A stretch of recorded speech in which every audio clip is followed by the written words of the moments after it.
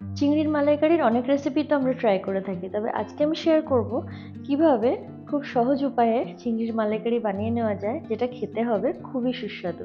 তো চলুন দেখে নিই এই সুস্বাদু চিংড়ির মালাইকারি বানাতে আমাদের কি কি লাগবে আর কিভাবে বানাবো।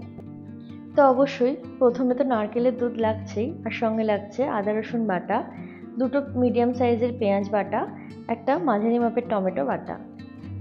প্রথমে একটা পাত্র নিয়ে তাতে চিংড়ি মাছগুলো নিয়ে নুন আর হলুদ মাখিয়ে কিছুক্ষণের জন্য ম্যারিনেট হতে দিতে হবে।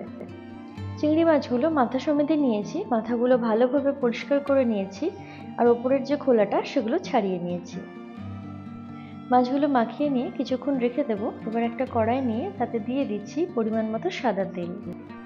এবার তেলটা গরম হলে চিংড়ি মাছগুলো দিয়ে মিডিয়াম টু হাই ফ্লেমে মিনিট দুয়েকের জন্য ভেজে নেব। চিংড়ি মাছ বেশিক্ষণ ভাজার প্রয়োজন হয় না, সেই জন্য সামান্য একটু রং ধরতে শুরু করলেই মাছগুলো একটা আলাদা পাত্রে তুলে সরিয়ে রাখবো। মাছগুলো তুলে নেওয়ার পরে ওই একই তেলের মধ্যে দিয়ে দেবো গোটা গরম মশলা। এখানে আমি দিচ্ছি দারচিনি, এলাচ, লবঙ্গ আর সামান্য স্টার অ্যানিস। পেঁয়াজ বাটাটা দিয়ে কিছুক্ষণ নাড়াচাড়া করে নেওয়ার পরে একটু ভাজা ভাজা হয়ে আসলেই দিয়ে দেবো আদা, রসুন আর কাঁচা লঙ্কা বাটা। এখানে আমি আদা, রসুন আর কাঁচা লঙ্কা একই সঙ্গে বেটে নিয়েছি। যতটা ঝাল করতে চাইছেন তার উপরে পরিমাণ করে লঙ্কাটা দেবেন, কারণ এরপরে চেরা কাঁচা লঙ্কাও পড়বে। কিছুক্ষণ ঢাকা দিয়ে রাখার পরে ঢাকনাটা খুলে আরও একবার নাড়াচাড়া করে নিচ্ছি। মশলাটা বেশ কিছুক্ষণ কষিয়ে নেওয়ার পরে ওর মধ্যে দিয়ে দেবো টমেটো বাটা। টমেটো বাটা দেওয়ার পরে পুরো মশলাটা একসঙ্গে বেশ কিছুক্ষণ ধরে কষিয়ে নিতে হবে।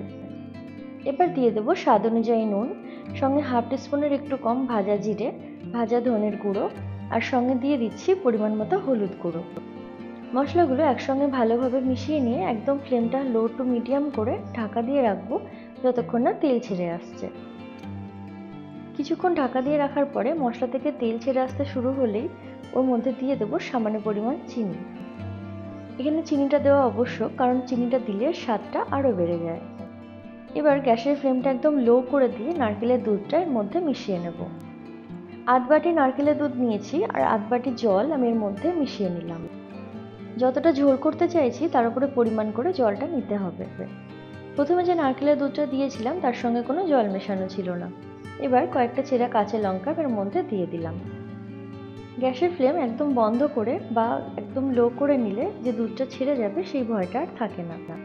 ঝোলটা কিছুক্ষণ ফুটে ওঠার পরে ভেজে রাখা মাছগুলোর মধ্যে দিয়ে দেব। মাছগুলো একবার ঝোলের সঙ্গে মিশিয়ে নিয়ে ঢাকা দিয়ে রাখবো যতক্ষণ না ঝোলটা ঘন হয়ে আসছে। প্রায় 15 মিনিট মতো আমি লো ফ্লেমে ঢাকা দিয়ে রেখেছিলাম যাতে ঝোলটা একটু ভালোভাবে ঘন হয়ে আসে। একদম তৈরি হয়ে এসেছে চিংড়ি মাছের মালাইকারি। এবার এর মধ্যে মিশিয়ে নেব গরম মশলা।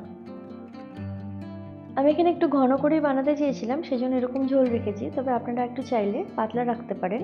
তার জন্য একটু আগেই বন্ধ করে দিতে হবে গ্যাসটা। ব্যাস, একদম সার্ভ করে নিন গরম ভাতে গরম গরম চিংড়ির মালাইকারি। ভিডিওটা কেমন লাগলো আমাকে নিচে কমেন্টে অবশ্যই জানাবেন।